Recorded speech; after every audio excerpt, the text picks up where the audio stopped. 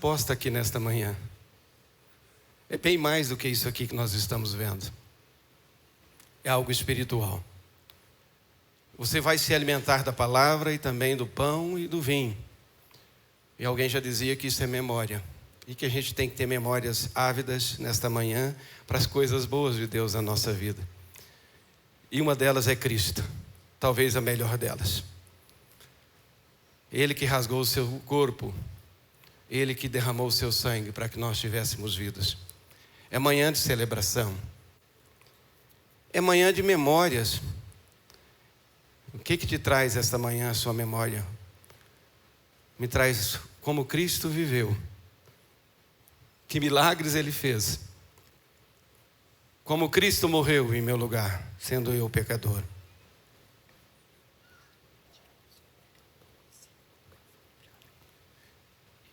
E mais ainda como Ele ressuscitou. Ele está no nosso meio, amém? Você poderia fechar os teus olhos e elevar uma oração de gratidão a Ele? Tem alguma coisa no seu coração de gratidão a Deus nesta manhã? Você pode levar a sua voz uma oração de favor a Ele e agradecê-lo?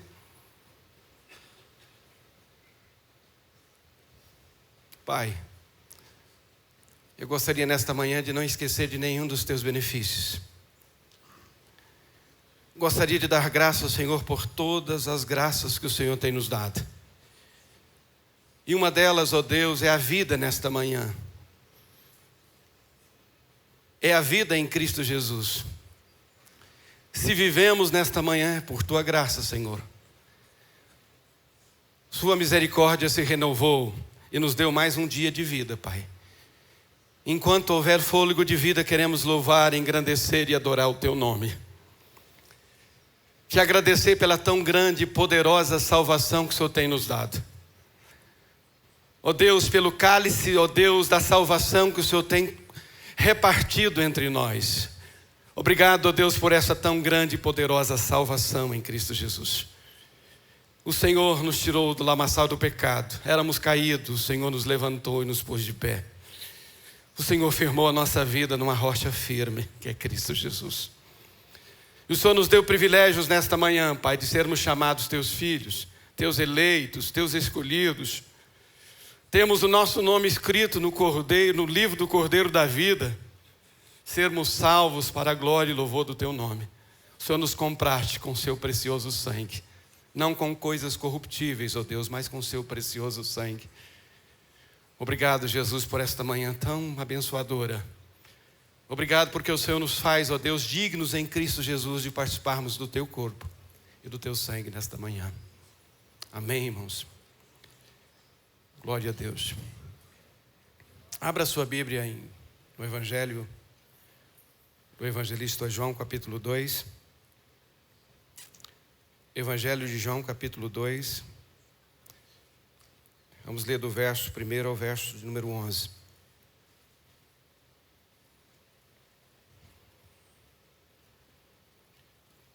Todos acharam? Abriram? Amém? Evangelho de João, capítulo 2.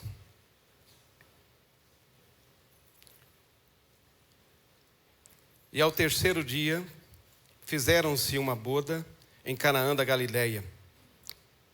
E estava ali a mãe de Jesus.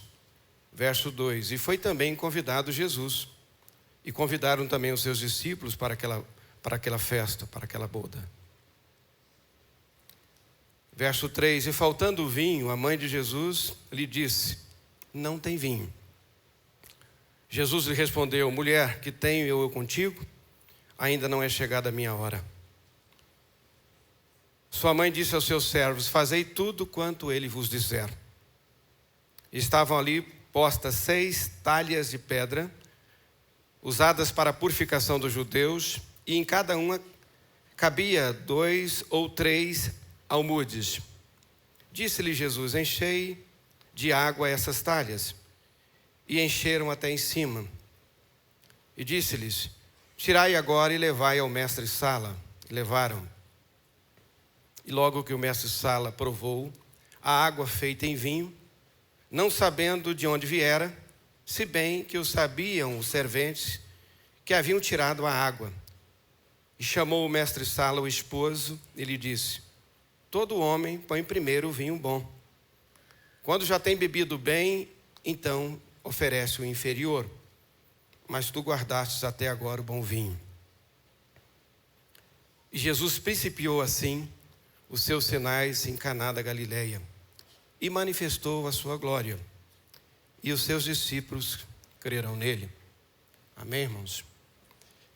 Pai, nós te louvamos pela tua palavra. A tua palavra é viva e é eficaz. Ela tem poder para fazer coisas grandes no nosso meio, Pai, nos nossos corações. O Senhor tem falado ao meu coração nessa palavra e eu quero que o Senhor, pela sua graça na minha vida, fale aos corações dos irmãos nesta manhã. Em nome de Jesus. Amém, irmãos? Estar aqui não é muito fácil, sempre eu falo isso, né, irmãos? Nunca vou deixar de dizer, porque a gente treme nas bases, né? E quando a igreja era menor, parece que era mais fácil, agora virou uma plateia mais aberta, né? Mas glória a Deus. Desde o momento que o pastor comunicou que estaríamos aqui para trazer uma palavra, o coração já começa a bater a 170, né, irmãos? Até onde pode. A gente já não dorme direito. E quando eu me assentei ali para fazer uma oração, né, e pedir a Deus graça para trazer a palavra que Deus colocou no meu coração, a gente começa a entender algumas coisas, né? Por que quando a gente é convidado para pregar, não sei se isso acontece com o pastor Jesus, que eu ia perguntar para ele, mas ele não está aqui, mas acho que a resposta seria sim. Por que a gente dorme mal, né? Por que a cabeça às vezes dói um pouco, né? Eu estou comunicando isso com a esposa, estou com uma leve enxaqueca, mas eu estou com a impressão que depois da pregação ela vai embora. Não vai ser o soninho da tarde, não. Mas a gente não dorme bem, né? Eu acordei na madrugada, o pastor já convidou na quinta, já era 10 horas da noite, né? E nós não dormimos bem de sexta para sábado, de ontem para hoje. E a gente começa a entender por quê. Porque são tantas as necessidades de Deus falar aqui hoje. São tantas as demandas do Espírito Santo de Deus. Eu estava sentado ali, ele comunicou isso comigo. Que Deus inquieta a gente, Deus quer falar tanta coisa, e a gente é vaso de barro, a gente não tem muita estrutura, né? Diz Davi: Senhor, quando o Senhor for falar, lembra que eu sou pó, né? Eu sou vaso de barro, vai devagar senão quebra, né? E a gente é limitado, como diz o corinho cantado aqui hoje, a gente é finito para servir um Deus infinito. E nós somos algumas dezenas, centenas de pessoas aqui. Cada pessoa aqui precisa de algo de Deus nesta manhã. E Deus quer comunicar algo. E como que isso é possível? Aí eu entendo Moisés indo para a casa de Jetro e passando 40 anos para Deus preparar para coordenar um povo. Era muita coisa para Deus preparar na vida dele. Aí eu entendo Jesus passando 40 dias no deserto, recebendo o recado de Deus, porque ia dar início ao seu ministério, e um ministério muito profícuo, muitas atividades, muitas coisas de Deus. Então, quando Deus inquieta a gente não dorme direito, a esposa dá uma descansadinha agora à tarde, que dia que dá conta, irmão? E a cabeça fica cheia, e Deus vai comunicando as coisas, né? E o texto é simples. Poxa, pastor, mas parar para ouvir Deus, irmãos, é algo desafiador. Nós estamos passando pelo discipulado, a Cida está presbiando com as irmãs, né? Mas a Laiane diz: para ouvir Deus. Toda vez que você lê um texto, para e pergunta: o que o Senhor quer falar comigo nesse texto? E depois a gente nem volta para o texto, porque Deus vai falar tanta coisa. E esse texto falou algumas coisas do meu coração. Esse é o primeiro milagre de Jesus, entre tantos que ele vai fazer. Você conhece qual é o tema, qual é o propósito do livro de João, não conhece? O pastor fez toda uma maratona conosco aqui. Se a sua memória estiver boa e você estiver lembrando, mas o pastor disse para nós que lá no capítulo 20, verso 30 e 31, o propósito da inscrição do livro, a finalidade desse livro é registrar todos os milagres que Jesus fez com intento. Ele não fez um milagre sem propósito. Qual era o propósito? Revelar que Jesus é o Filho de Deus, que Ele é o Messias esperado. João termina o seu texto dizendo: todos os milagres contidos livro. Nem todos foram registrados, mas os que foram registrados têm a finalidade e o propósito de revelar a deidade de Cristo. Ele é Deus. Ele é o Messias esperado. Esse é o propósito do livro. E é interessante que João não trata esses milagres como milagres, mas como sinais. Porque sinais só acontecem quando há um propósito. Já começa a explicar a palavra. Você sabe que há 7 milagres no livro de João, não é isso? Só fazendo uma introdução com os irmãos aqui. 7 milagres. O primeiro deles é o que nós vimos aqui, 7 sinais. É a transformação de água em vinho. Um dos maiores propósitos de Deus é transformar a sua vida. De pecador em santificado. De filho das trevas para o filho das luzes. De perdido para achado. De condenado para salvo. É interessante que essa transformação de água em vinho aqui nada mais é o que Deus quer fazer na vida de muitas pessoas e o que Ele fez na vida de muitos aqui. Transformou a sua vida de água em totalmente para um outro patamar, né? E quando você parte desse texto, capítulo 2, e vai para o capítulo 3, há uma praticidade, há uma explicação desse propósito, porque no capítulo 3 Jesus é visitado por quem? Nicodemos. E o cara velho não tinha nascido de novo. E Jesus olha para ele e diz: meu amigo, o que você mais precisa é ser transformado de um velho homem, de velhos pecados, para um novo homem e para uma nova vida. Você precisa nascer de novo e nascer da água.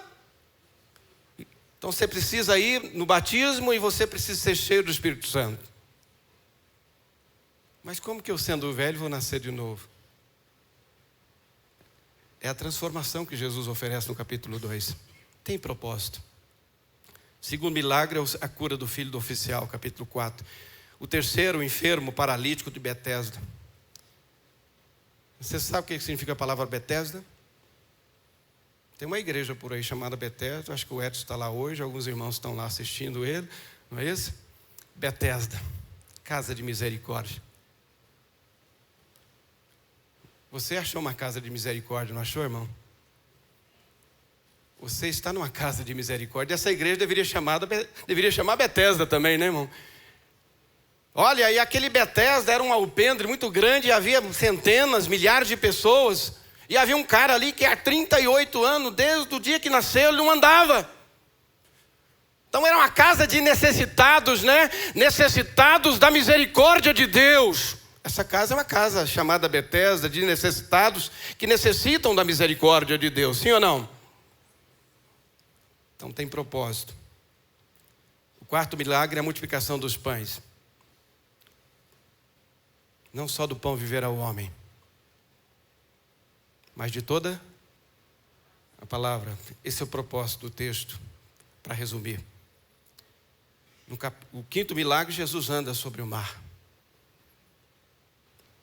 E o barquinho passava de lado. Estava quase a pique. Depois nós voltamos aí. Mas é necessário que Jesus esteja dentro do nosso barco, né? Mas você pode, com Jesus no barco, afundar o barco. Daqui a pouco vamos olhar isso aí. O sexto milagre é a cura do cego de nascença. Todos aqui um dia foi cego, não foi? Éramos ou não? O diabo havia colocado uma venda nos nossos olhos, sim ou não? Nós, por nós mesmos, tínhamos capacidade que o evangelho resplandecesse na nossa vida? Não. Todos nós éramos cegos, mas ao encontrarmos com Jesus, achamos a luz. Passamos a ver. Sim ou não, irmãos? E o sétimo milagre é Jesus ressuscitando Lázaro. O poder de ressurreição que tem Cristo. Todos nós fomos ressurretos com Ele. São 7 milagres, irmãos. E interessante, uma outra palavra aqui, é que também há 7 eu sou nesse livro, sabia? Sabia ou não? Eu sou o pão da vida. Eu sou é só para Deus, tá, irmão? Eu não sou nada. Ele é que é. Sou alguma coisa pela graça de Deus, amém, irmãos? Mas Cristo é. E Ele já se anuncia como Deus, dizendo: eu sou o pão da vida. Não é pouca coisa não, irmãos. Ele diz: eu sou a luz do mundo. Ele diz: eu sou a porta das ovelhas. Eu sou a ressurreição e a vida. Eu sou o caminho. Continuo sendo a verdade. E termino sendo vida. Eu sou a videira verdadeira. O Silvio ama isso, né? Talvez ele esteja nos ouvindo. E para terminar no 7, é o que mais me chamou a atenção quando eu li esse texto. Eu parei e fiquei um tempão nele, irmãos. Quando Jesus sobe para o Getsêmani para a oração, aí vem o 7, eu sou. Porque eu sou o que sou, foi o que o pastor Jesus disse semana passada aqui, que o Moisés vai para libertar o povo do Egito e disse: eu vou em nome de quem? Chega lá e diz: o eu sou te enviou. Como assim? Porque eu sou o que sou, eu te envio. Quando Jesus vai para os Getsêmani para a oração, terminando aquela oração, Judas já com um propósito de traí-lo. Nós estamos na noite da ceia, porque foi na noite que ele foi traído, que ele pegou o pão e, havendo dado graça, disse, você já sabe. Jesus se levanta depois da oração, sabendo que o diabo havia entrado no coração de Judas, um dos seus escolhidos. E a multidão percorria com um pedaço de pau, com espada, com outras coisas mais para prender Jesus. E chegou ali e perguntou: quem é Jesus? Você sabe qual foi a resposta? Jesus se levanta e diz: vocês estão procurando quem? Porque ele era muito comum, né, irmãos? Isaías disse que olhávamos para ele, não via coisa bonita nele não havia aparência de beleza nele. Olhava na mão dele, havia calo, porque ele era um homem de trabalho, diz o texto lá. E não víamos dele beleza alguma para que nós o desejássemos como filho de Deus. Jesus se levanta e pergunta: quem vocês estão procurando? A multidão diz: estão procurando Jesus. O Judas estava escondido ali, viu? E Jesus levanta a mão e disse: eu sou. Terminou o 7, eu sou. Mas o que é mais extraordinário nesse texto, que quando Jesus fala, eu sou, a multidão cai. Diz o texto que todo mundo desmontou, caiu todo mundo por terra. Porque ele estava se anunciando como? O grande eu sou. Quando ele disse eu sou, a multidão caiu. Olha o poder da palavra dele, irmão. Agora vamos para o texto. Quando eu li esse texto, eu aprendi algumas lições nele. Você talvez também, quando já leu, Deus falou ao seu coração. Quando lê um texto na Bíblia, irmão, eu sempre digo, quando estou ensinando, né? Lê devagarzinho, não tenha pressa não. Dê um intervalozinho a cada versículo e pergunta a Deus: o que eu quero falar comigo? O que o Senhor quer trazer para o meu coração nesse texto? Primeira lição desse texto é que é uma festa. E hoje é dia de festa, né, irmão? Agora, a maior tristeza dessa festa nesta noite é se nós fôssemos à igreja de Laodiceia, mas nós não somos. É se Cristo estivesse à porta batendo. A maior tristeza, talvez, que nós poderíamos descobrir nesta manhã é de estarmos nesta festa e o principal, o noivo desta festa, o dono dessa noiva, não estivesse presente. Porque convidaram Maria, mas o texto, verso 2 diz que, graças a Deus, convidaram também Jesus. Casamento é o texto, não é? Mas a palavra raiz aí é casa, né? Casa. Quem casa quer casa, né? Casa, casamento. Eu estava lendo esse texto e a primeira lição é essa. Convide Jesus para a sua casa. Se você parar para ouvir Deus aqui, eu acho que tem muitas casas aqui que Jesus está como na igreja de Laodiceia, batendo pelo lado de fora, insistindo para entrar. Porque o que tem lá dentro não parece ser casa de Deus, né? Muita desavença, né, irmão? Muito desentendimento, muita aflição, muita tristeza, muita bagunça, muita coisa. A primeira coisa desse texto que Deus falou comigo é: leve Jesus para a sua casa. Porque a sua maior necessidade talvez não seja um bom emprego, mas que Deus não tire para você entender isso. Não é essa a nossa pedida nesta manhã. A sua maior necessidade talvez não seja um carro zero na garagem,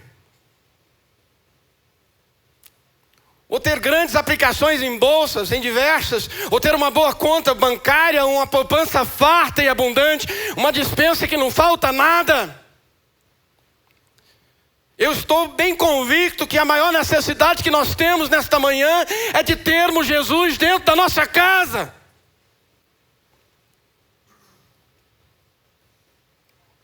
É verdade, irmão? Você concorda comigo? Porque se Deus não edificar a casa, você está trabalhando à toa. Em vão você trabalha. Se Deus não estiver lá dentro da tua casa te ajudando a edificar o seu lar, em vão você trabalha. É bom contar com o apoio de Deus, com o auxílio de Deus.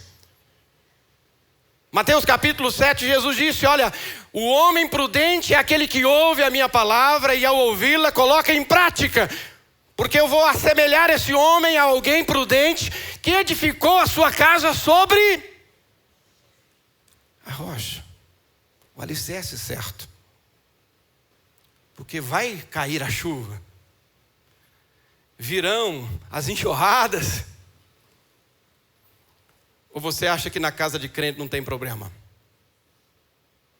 Tem de enxurrada, viu? Cai a chuva, vem enxurrada, vem ventos impetuosos sobre essa casa, mas ela não cai.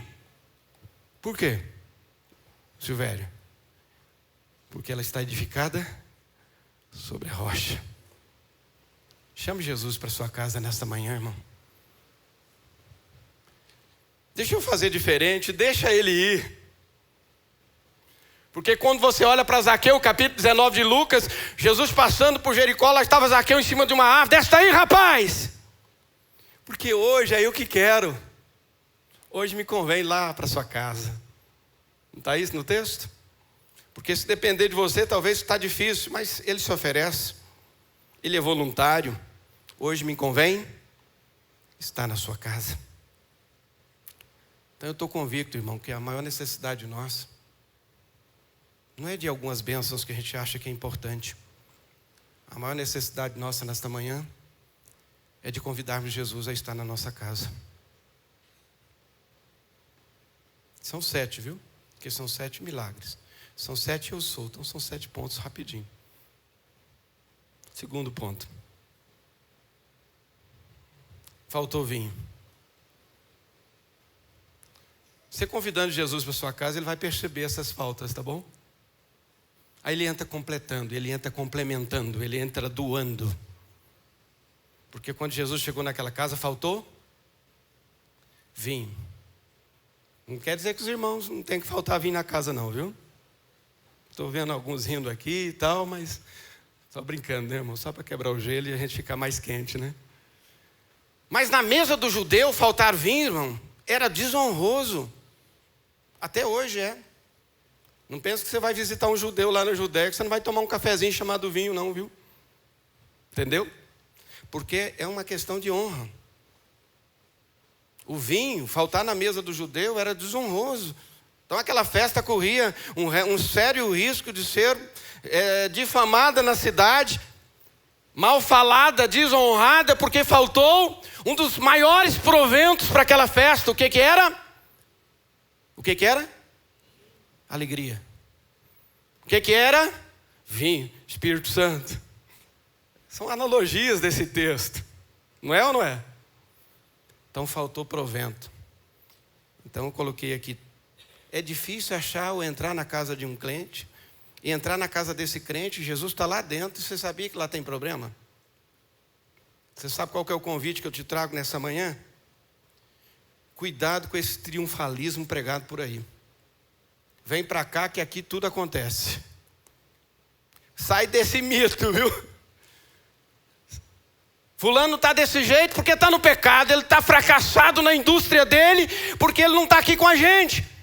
Vem para cá que vai virar 3, 4, 5, 6 indústrias. E você vai ficar multimilionário.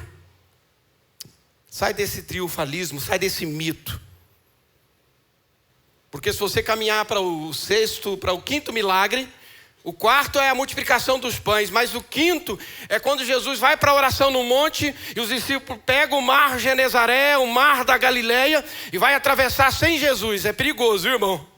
Andar em mares turbulentos sem Jesus é perigoso. Aí Jesus vem caminhando sobre o mar, é convidado para entrar para dentro. E quando ele entra no barco, o que acontece?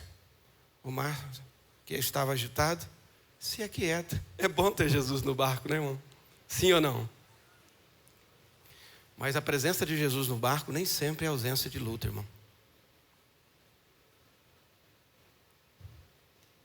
Ter Jesus na casa da gente nem sempre é ausência de não termos uma queda de pressão, uma alta de pressão, uma dor de cabeça, um câncerzinho de saída, né?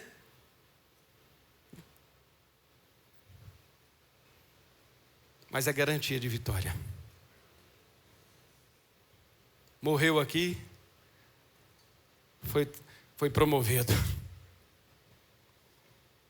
Então na casa do crente também tem batalha mesmo, tem luta. Aí como eu estava ouvindo Deus nesse texto, eu ouvi Deus em várias vidas de vários crentes. Aí nós podíamos ficar só nesse ponto agora, né? Porque o Noé já começa perdendo um filho que mata o outro.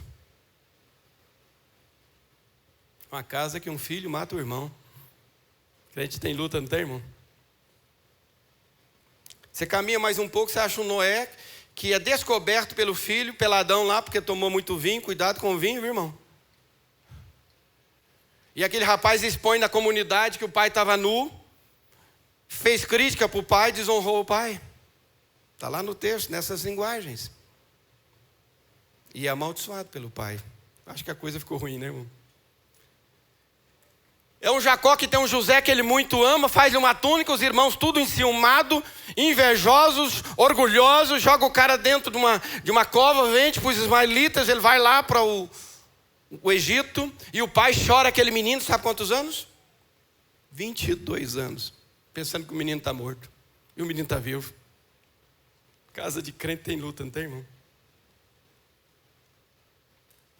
É um Samuel que vive uma vida de integridade diante de Deus e que quando passa o legado dele, passa o cajado dele para os 2 filhos, os caras começam a cobrar suborno. Eu profetizo, mas tem que pagar. Eu oro, mas tem que pagar. Eu curo, mas tem que pagar. Eu dou um veredito. Quem pagar mais leva.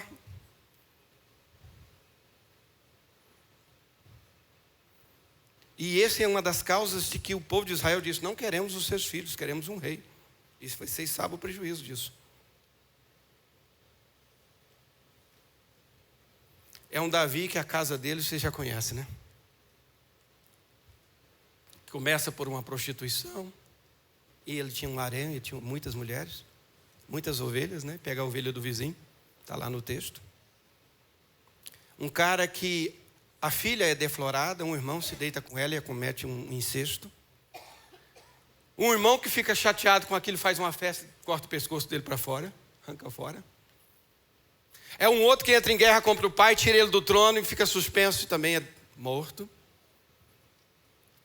E Davizão é um homem segundo o coração de Deus. Crente tem problema, não, irmãos? Podemos caminhar? Ou nós precisamos de mais exemplo? Então, crente tem problema. Terceiro ponto. Quando você levar Jesus para sua casa, sabendo que você vai ter problema com ele lá com você, ele vai te ajudar a fazer um diagnóstico dos seus problemas um pouquinho mais cedo, né, irmão? Porque Maria, mais do que rápido, acabou o vinho. Porque crente é bom para identificar, né? Pelo Espírito de Deus, as coisas, fazer um diagnóstico dos problemas e partir para a vitória, né, irmão? Agora, eu achei interessante nesse terceiro ponto, porque foi Maria que identificou, né? Não foi o noivo, nem a noiva, nem o pai da noiva, nem a mãe da noiva, nem o mestre-sala, o organizador da festa. Quem que identificou a falta do vinho? Maria. Poxa, essas mulheres têm um... Eu ia colocar 7, mas é 6, né? Porque 5 sentidos nós temos, nós homens, assim, com muita dificuldade. Mas a mulher tem um 6º, não tem? Vamos abrir mão aqui, né, irmão? Concorda, Arnaldo? Ai de você se não concordar. Mulher tem um 6º sentido, irmão. Tem uma percepção avulsada. Está num outro patamar. Né, Neto? Flamengo. Está num outro patamar. Identificou o problema primeiro que todo mundo. Vai ter o olhar. A gente que vive com as nossas esposas, a gente sabe disso. Está acontecendo alguma coisa, né? Tem alguma coisa errada. Porque tem percepção. Faça o diagnóstico o mais cedo possível, irmão. Foi o que fez Maria. Tem um 6º sentido. Primeiro do que todo mundo. 4. Ao identificar o problema, faça um favor para você mesmo. Qual que seria? Leve a pessoa certa. Porque quando você lê a história daquela mulher que padecia, quantos anos? Com fluxo de sangue? Tem crente aqui, não tem, irmão? Tem gente que lê Bíblia aqui, não tem, não? Quantos anos? 12 anos. É interessante nesse texto, porque aparece essa mulher que não tem nome, não tem dinheiro, provavelmente não tinha marido, porque 12 anos com fluxo, irmão. E diz o texto que ela havia gastado tudo quanto ela tinha com os... Está lá no texto. Levou a pessoa errada. Não procurou a pessoa certa. Não que um tratamento médico não seja abençoado, irmão. Mas ela gastou tudo quanto ela tinha para trazer para os nossos dias. Levou para o médico, para a Umbanda, para o Candomblé. Levou para todo lado. Mas não foi a quem? O dia que ela foi em Jesus, irmão. É interessante que Jesus estava naquela caminhada indo para a casa de Jairo. Lembra ou não? Jairo já tem nome, né? Jairo. O cara era rico, diz o texto, ainda era rico. O cara era principal na sinagoga, o cara era um cara importante na igreja, tinha nome, era rico e era reconhecido na congregação dele. E ele tinha uma filha de 12 anos. Aquela mulher já não tinha uma filha há 12 anos, estava com fluxo, não podia gestar. E no meio do caminho, o que diz o texto? Aquela mulher tocou em Jesus, não tocou? Quem teve a solução do problema primeiro? Jairo ou a mulher de fluxo? Viu que a mulher tem prioridade na fila? Sai sempre na frente, né, Arnaldo? A prioridade parecia ser Jairo. Mas a prioridade naquele dia era aquela mulher que não tinha nome, não podia frequentar o culto, há 12 anos morria, sangrava. Era prioridade na agenda de Deus. Mas é necessário que você procure, ao diagnosticar o seu problema, a pessoa certa. Levou a Jesus, a pessoa certa. Chegou para Jesus, Jesus, o vinho acabou, o senhor tem como dar um jeitinho? Jesus olhou para ela e parece que meio sem educação, né? Mas não é não. Mulher, o que eu tenho com você? Meu compromisso é com quem? Entenda desse jeito. Eu ouço de Deus, nós estamos fazendo o estudo aí. Eu ouço de Deus e eu falo o que eu ouço. Alguém lembra desse texto que vocês leram lá no discipulado? Eu ouço de Deus, é o ouvir de Deus, eu falo. Jesus andava assim. Ele andava e se movia pela vontade de Deus. Ele falava o que ouvia de Deus. Ele fazia o que Deus mandava ele fazer. Mulher, o que eu tenho contigo? Aí ela cascou fora, né? Ela entendeu o recado. Mas foi para o servente e disse: pessoal, vem cá. Tudo quanto esse cara falar, vocês fazem.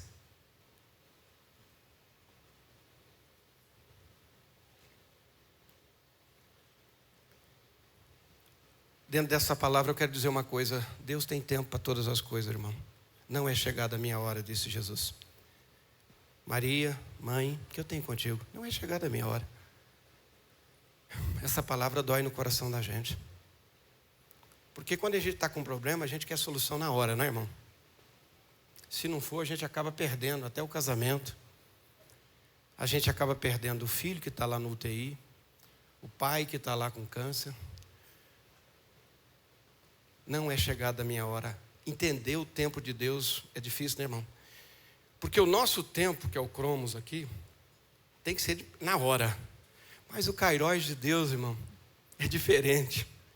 Deus faz as coisas porque Ele é soberano no seu tempo e na sua hora. O tempo de Deus não é o nosso tempo. Mulher, não é chegado a minha hora. Aí eu fiquei, Deus, o que o Senhor quer dizer isso? Aí eu fui lá para uns homens lá do Antigo Testamento e achei um cara lá. Anotei aqui.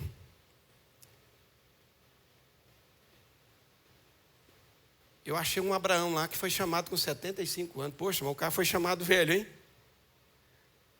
Eu fui chamado aos meus 9, 10 anos, conheci Jesus aqui na Batista nessa idade. Tem uns aqui que já nasceu crente, já lá da barriga. Abraão foi chamado com 75 anos, irmão. Está lá no texto de Gênesis capítulo 12. Pensa, quais partindo para a eternidade do cara é chamado? Porque diz a Bíblia que depois dos 70 e 80, não querendo, né? Alguns passam pela robustez, mas é canseiro e enfado, diz a Bíblia. Não posso rasgar esse texto, né, irmão? Mas quem vive em Cristo vive bem, né? Abraão é chamado com 75 anos e ele vai orar quantos anos para Isaac nascer? Com 75 ele é chamado. Com quantos anos vem Isaac? Cadê os leitores da Bíblia? 100 anos. Mas ele deu um jeitinho no meio do caminho, não aceitou o tempo de Deus. E já com os 85, H chega, meu povo, estou estéril, você está ficando velho demais. E não tem geração, pega H. Gesta nela. Está lá no texto, irmão. É querer fazer no nosso tempo. É querer dar um jeitinho e não esperar o tempo de Deus. Rapaz, esse negócio deu problema, viu? Quando a gente não espera o tempo de Deus, porque o tempo de Deus não é o nosso tempo, a gente arruma tanta confusão na casa. Abraão arrumou um filho ali, mas imagina o problema que ele não arrumou com Agar, com a casa. Vocês conhecem a tragédia. E os descendentes de Agar, irmão, são os ismaelitas, que é o Ismael, são os árabes, são os muçulmanos. Vê que confusão eterna é essa? Deus fica sem falar com Abraão por 10 anos. Deus embirrou com ele. 13 anos para ser mais exato. Aí Deus volta a falar com ele. Olha o prejuízo de fazer no nosso tempo. 25 anos para nascer Isaac.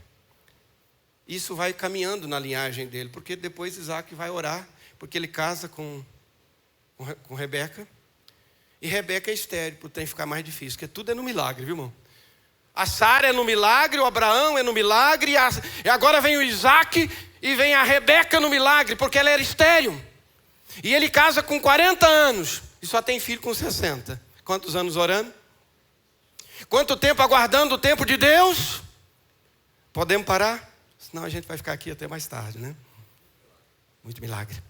Mas aguarda o tempo de Deus.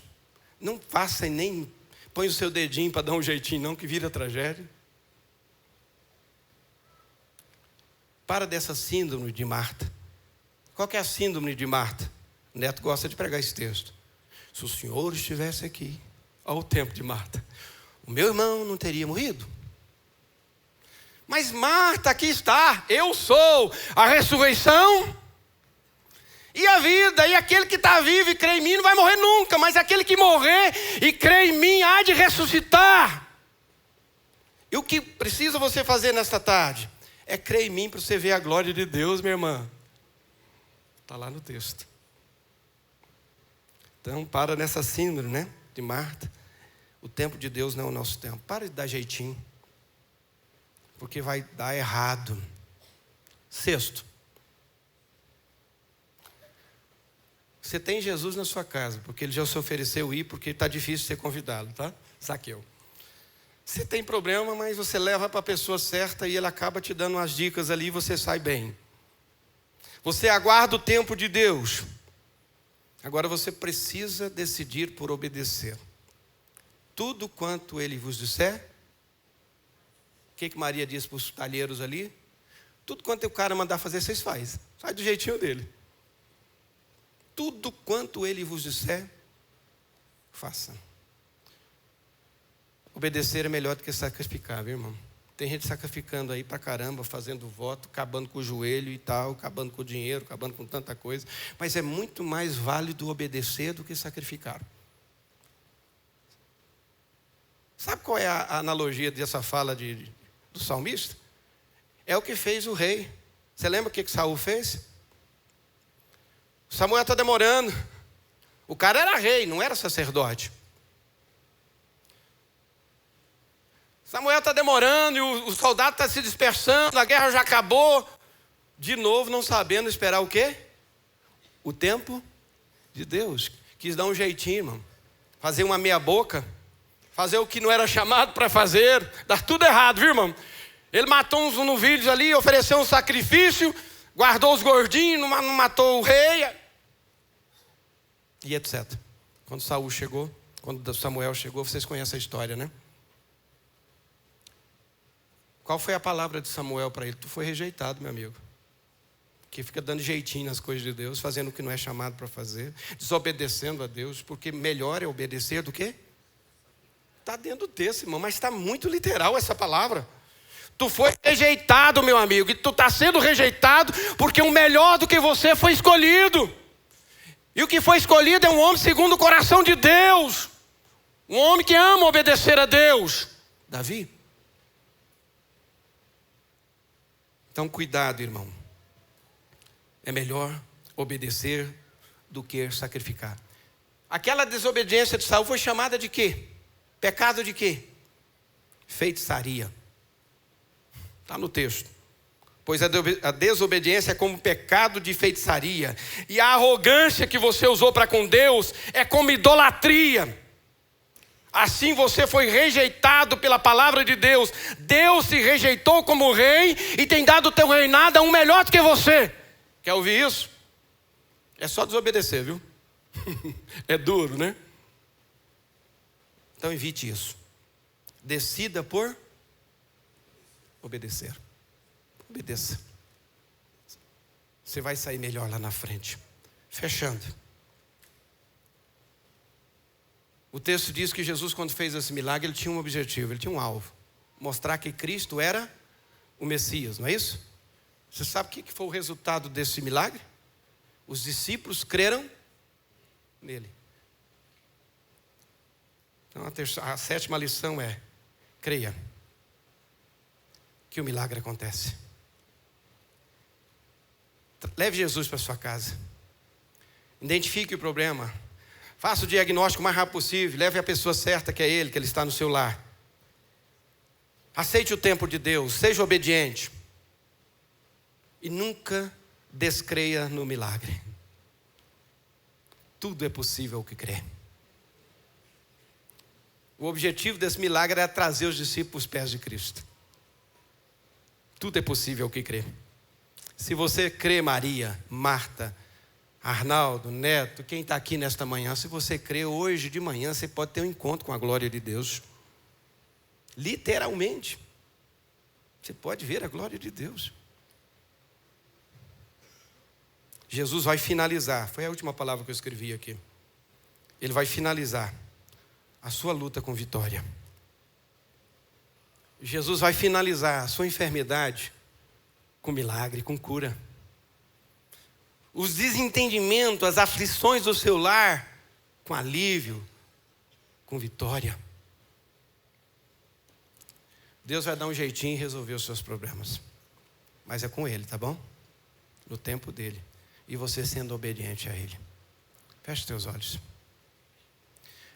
Foi nessas pouquinhas